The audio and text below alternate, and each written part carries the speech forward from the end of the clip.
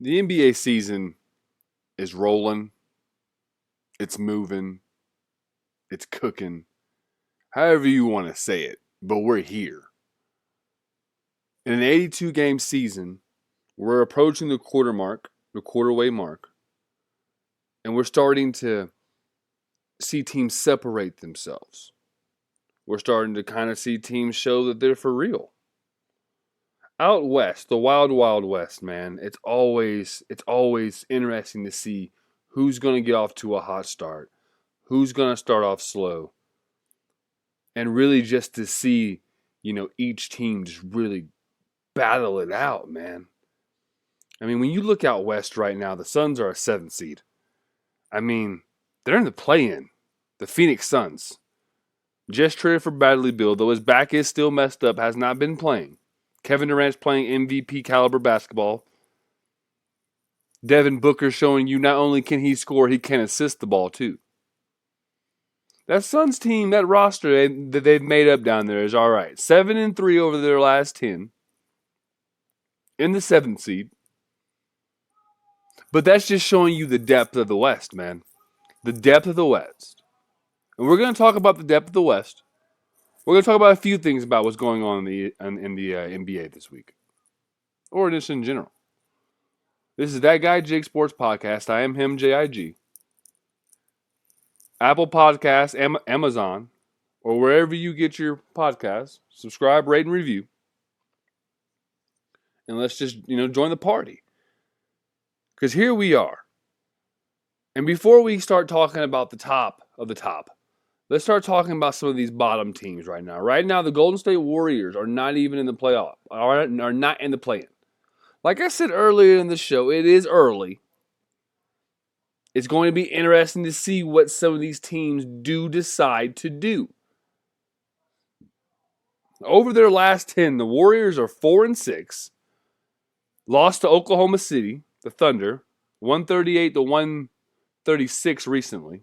That was tonight, I believe, on Friday night, overtime. It's interesting. I saw a video clip of Charles Barkley telling Bob Myers, "Good job at getting off the Titanic before it went down, before the ship sank." And Charles Barkley is exactly right. This ship is a sinking ship. They do have a couple pieces that you could say, okay, those are all right pieces. Jonathan Kuminga look like he's going to try to make something of himself bigger than when he was drafted. The development of Jonathan Kuminga is tremendous. But overall, what are we doing? This is not the Golden State Warriors team of championship contending. Right now, they're not even in the play-in. Houston is in front of them right now, and Houston over their last 10 is 4-6 as well. Both of these teams are kind of spiraling, so I expect Golden State to get some steam and to be able to jump back into that play-in spot. I expect this to happen. Another team that I could see making a run out of the play-in, and I mean, making a run into the play-in is Memphis. And when Ja Morant comes back, if Memphis can kind of right this ship a little bit, if Memphis can start winning a couple of games here and there, watch out for Memphis to make a late season push to get into the play-in. They're a couple games out right now. But like I said, if they're able to stack some wins, get on a little tiny streak, 4-6 in their last 10 as well, look out for Memphis. Now, San Antonio is on a 17-game losing streak. 17-game losing streak, folks. San Antonio doesn't know how to win. You couldn't give them a win, and they would know how to accept it. It's bad down there in San Antonio. Greg Popovich needs to figure it the hell out. They're looking like another lottery team this year, guys. Once again, Victor Wembanyama is a great basketball player. Is he franchise changing year one? Hell no.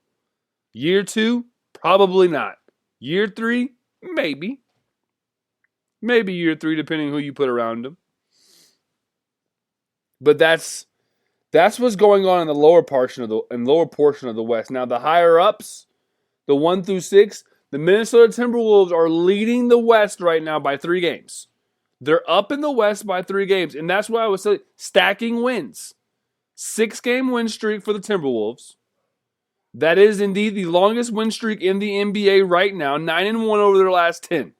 I told you guys earlier this year, the Timberwolves have what it takes.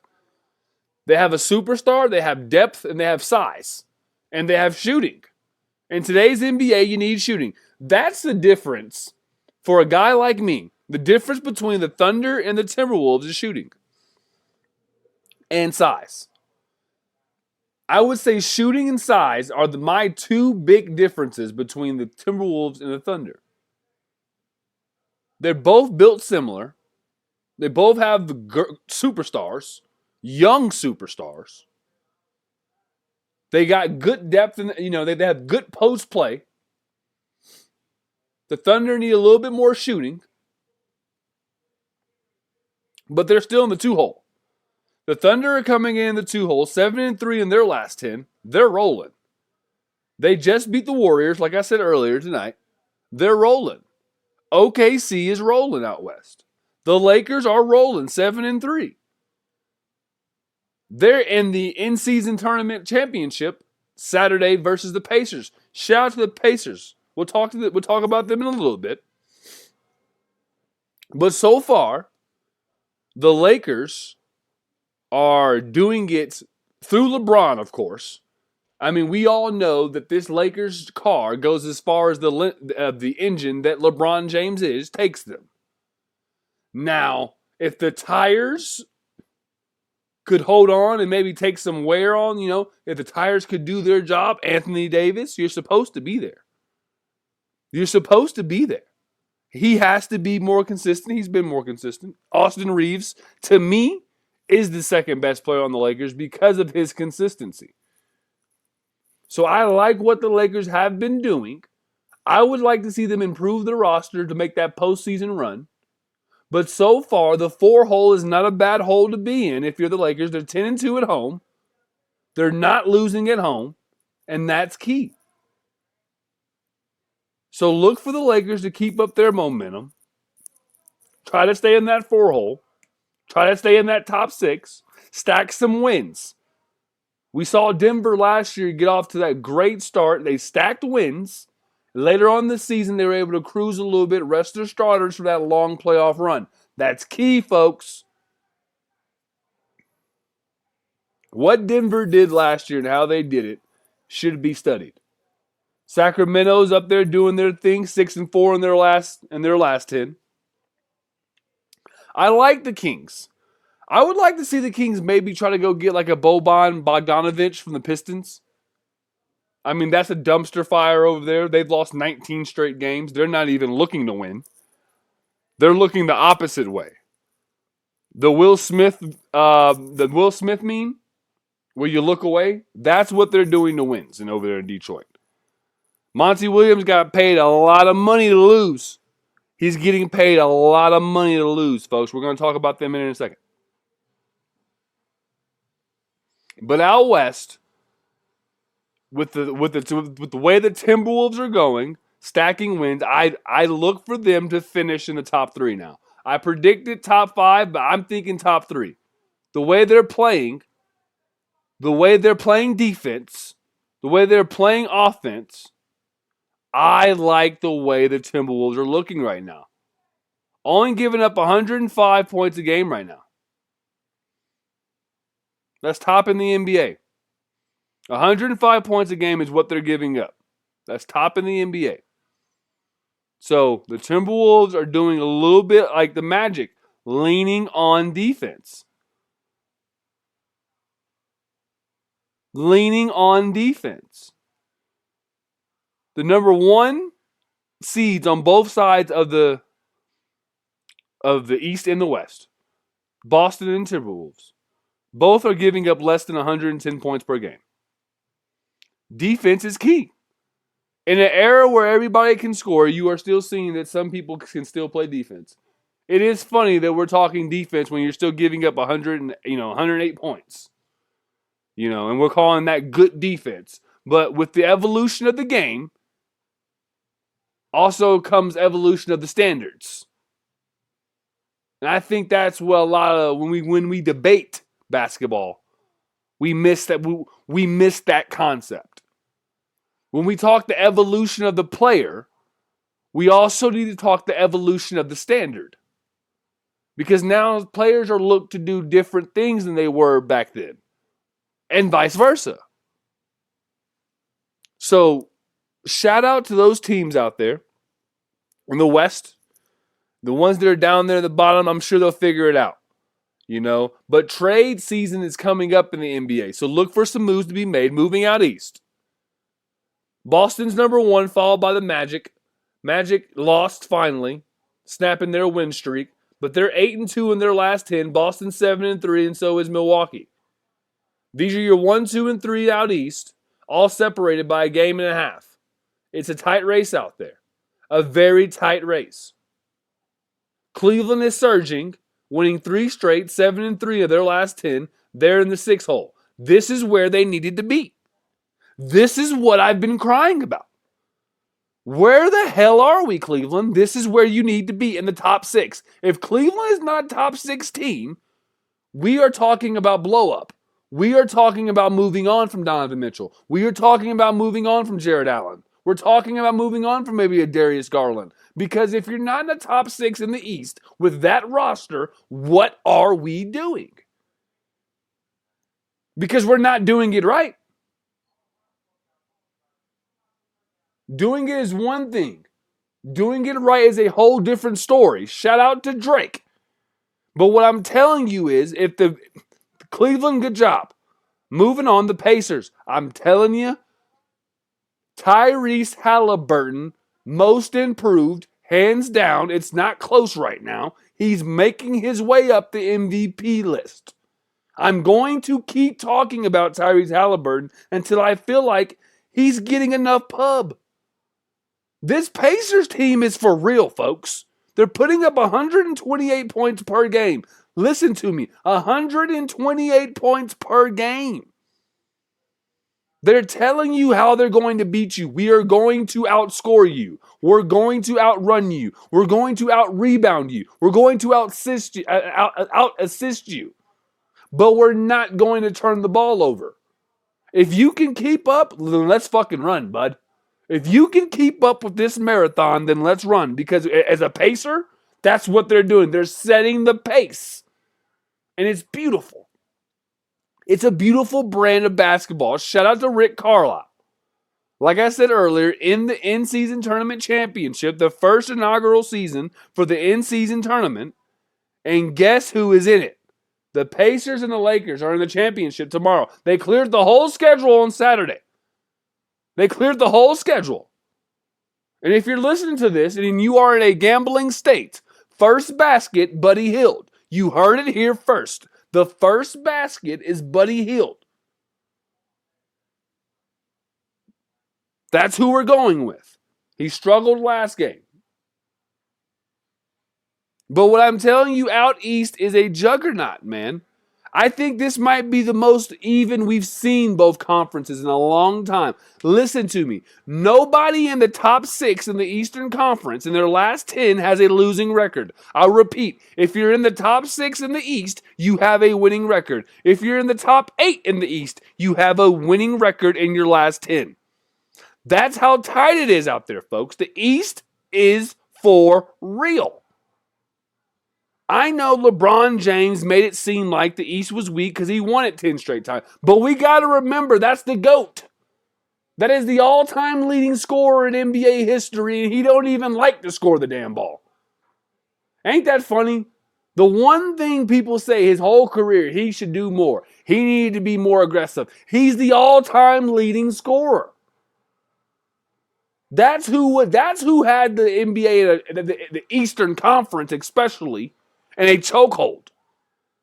Probably one of the top 3 basketball players that ever touch a basketball, and he ain't 2 or 3. So the East is indeed a competitive conference. It is indeed top heavy, but when you have teams like Atlanta, you got teams like Milwaukee,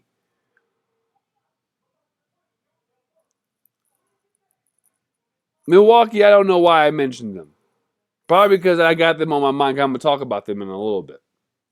But when you got teams like in the bottom, like Atlanta, Miami, New York, and the Nets, that is a formidable bottom. Okay? That is an okay bottom four. I mean, that's a great play-in tournament, guys. We're talking good basketball for the play-in. Good basketball. Good basketball. And for that top six, I mean, come on, guys. The Magic are for real. 10-2 at home. Boston's 10-0, has not lost. Milwaukee's 10-2 at home. Listen, the great teams win at home. That's the difference. Great teams don't lose at home. You don't lose at home, and then you have a 60% win percentage on the road if you can. That's a great team right there. You try to go 500, but if you can hit the 600, go ahead and go for it. But what I'm telling you is the East is very competitive this year. It's deep. Now the bottom, because the shit in the East is shit. Like I said earlier, Detroit has lost 19 straight games. Look for them to try to unload some of their veteran pieces. Look for them to try to get rid of some of these vets that can help a contending team. Bogdanovich is a guy that I think can really put a team over the hump. I'm talking about he can get you 15. A good 15. Good shot selections, not forcing you in the offense, fluid, smooth. Smoother than butter on white bread. Just smooth. That's Bogdanovich, especially when you put him around other stars. You put him around a team that's trying to contend for a championship. Watch out. Watch what he does. The Wizards, I don't know what they're doing. I've been reading reports that Poole's on his way out. But if I'm a contender, I'm calling about Kuzma too, because free Kuzma, free DeMar DeRozan, free LaMelo Ball. Get free these guys. Get them out of these shithole environments, these bad franchises, and let's get them back on one of these good franchises. Kyle Kuzma does not deserve to be in Washington, folks. DeMar DeRozan deserves a chance at a championship. If there's anybody in the NBA, listen, he got hoed. They said it was almost signed, sealed, and delivered for him to go to the Lakers, but somehow Russell Westbrook got in there. They had a meeting, they came together, they put their heads together, they said we could all do this to make this work. And they end up with Russell. I feel so bad for Debo. DeMar, we're sorry, brother. We want to free you. I want you out of Chicago. You don't need to be there. You need to be competing for a championship. I would love to see you in a championship competing team. Dallas Mavericks, hello. Mark Cuban, what are we doing? Let's make a call. Let's add DeMar DeRozan to the Mavericks. Free him. And, hey. So I just, there's so much talent in these bottom teams that, I would just love for a contender to go out there and be like, you know what? This guy right here, this is the guy. Let's trade for him. Let's move some pieces, and let's see what we can do. That's what I would love to see. But here we are. I think when you look at, MVP race for me personally, I think Joel Embiid's up there again. Jokic, of course, is going to be there. I think Jason Tatum should be in there. I don't think Giannis should be in there because Giannis ain't the best player on his team anymore. It's Dame. And he's even said it's Dame's team. So I'm not hearing it about Giannis. But I think Anthony Edwards right now is probably the leader for MVP, in my opinion. 17-4 is his team. Number 1 in the West. Longest win streak in the NBA. 9-1 over their last 10. My MVP race right now, I have Anthony Edwards. That's just me. I think this is the year for the Timberwolves to strike. Like I said, the iron is glowing. And when it's glowing, that's when you want to build. That's when you want to bend, and that's when you want to forge. Right when that shit is hot. So I think the Timberwolves should strike. And strike and try to get it in, man. Why not? Why not get your first chip this year? The Nuggets did it. The Nuggets did it the year before. Why not? Karl-Anthony Towns said that they're more impressive. What would be more impressive than talking shit than going out there and then getting your chip? I don't know, man. That's just what I say. So this is That Guy Jig Sports Podcast. I am him, JIG. This is the third installment of this week. We are ending it right now. This is the third of the three. 3 mixtapes a week like we Lil Wayne. That's what we do.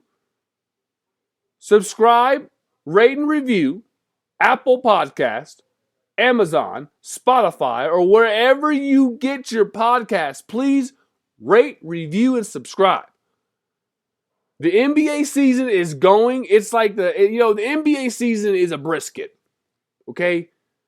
It's just low and slow, folks. It's low and slow. You keep the lid cover and you just let the smoke do the work. You trust the process. You trust the process. You don't open up the damn hatch every 5 seconds to check on the meat. You just trust it's doing the right thing. And that's what the NBA season is. And sometimes you might pop the thing and get excited. And you see the bark forming on it. It's got that nice looking bark. You're spritzing it up. You're spraying your meat. You're just really just concentrating on smoking this perfect. And that's what the NBA season is, folks. Listen, as much as we want to fast forward to playoffs, I'm going to tell you something. They ain't coming no faster. And they ain't coming no slower. They're coming right on time. They always on time. But once again, thanks for listening. We got the NFL, we got NBA, and we got college. The trilogy is complete. Thanks for listening. This is That Guy Jig Sports Podcast. Rate, review, and subscribe, please.